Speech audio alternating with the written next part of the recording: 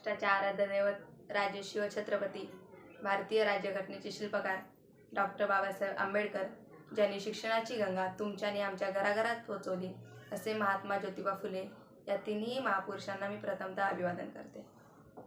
सर्वात प्रथम मी आपणा सर्वांना 15 ऑगस्ट स्वातंत्र्य दिनाच्या शुभेच्छा देते.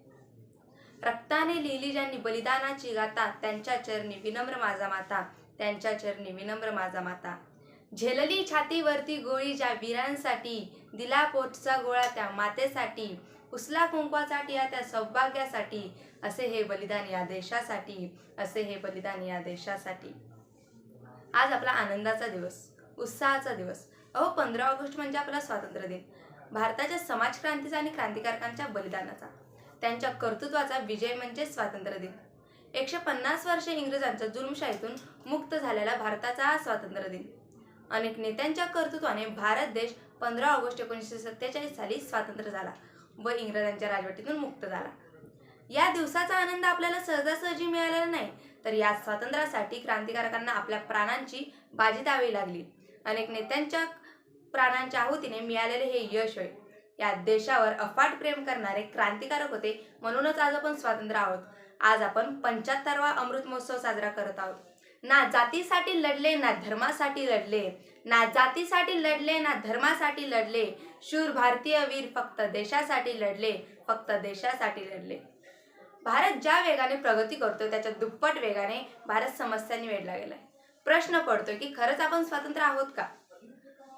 इंग्रजांच्या गुलामगिरीतून आपण कधीच मुक्त झालो, पण दहशतवाद, भ्रष्टाचार, स्वैराचार व कोरोना महामारी बिमारीसारख्या संकटात मात्र अडकलो.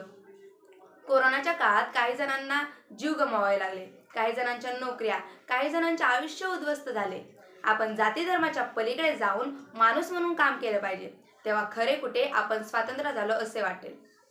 काही लोकांना संपत्ती कुठे ठेवावी याचीच पंचायत पडले, पण बहुसंख्य लोकांना पोटाची खळगी भरण्यासाठी चाललेला आटापिटा पाहिल्यास मन कळवळते व वाटते की हाच तो क्रांतिकारकाच्या मनातील, त्यांच्या स्वप्नातील भारत का?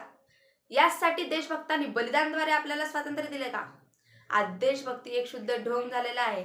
जसे मृगाचा पहिला पाऊस पडावा, जमिनीची कस्तुरी सुगंध दरवळावा आणि माती खावीशी वाटावी आणि नंतर दुर्गंधी, तशी 15 ऑगस्ट 26 जानेवारी आली की आपल्यातली देशभक्ती जागी होते.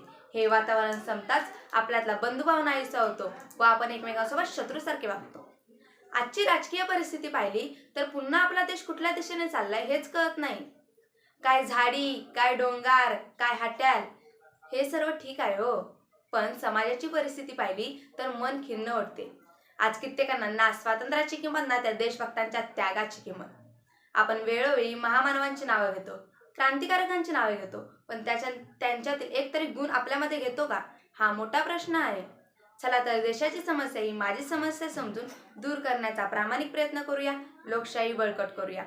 जाता जाता एवढंच बोलेल, करुणी चालवलो बलिदान आम्ही आमच्या प्राणांचे, करुणी चालवलो बलिदान आम्ही आमच्या प्राणांचे, आता रक्षण तुमच्या हाती, महान अशा या देशाचे, महान अशा या देशाचे.